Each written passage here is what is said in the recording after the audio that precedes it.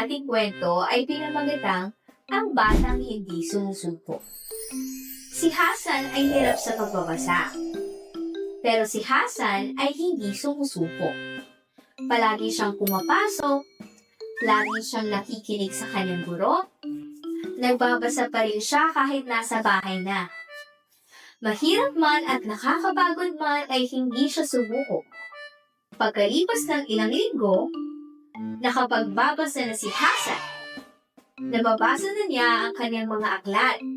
Nababasa na rin niya ang mga nakakita niya sa daan. Masayang masaya siya. Masayang masaya rin ang kanyang mga magulang at mga guro.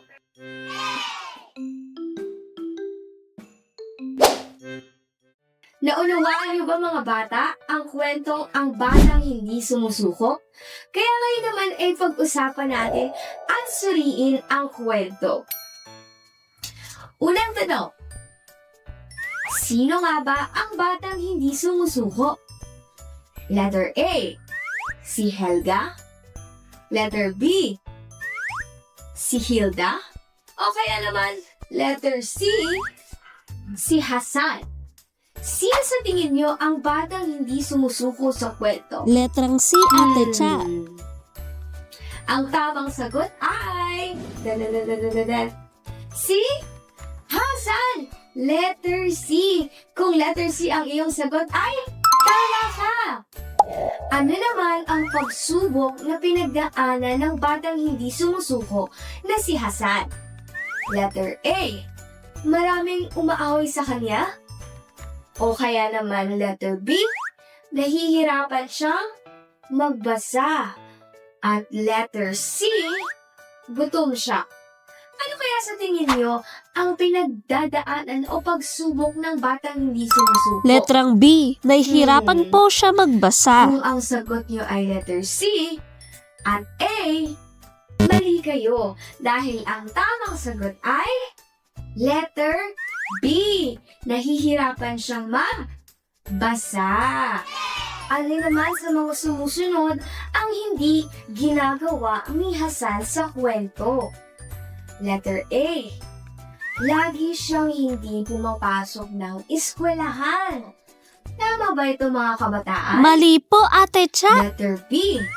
Lagi siyang nakikinig sa kanyang mga guro. At letter C.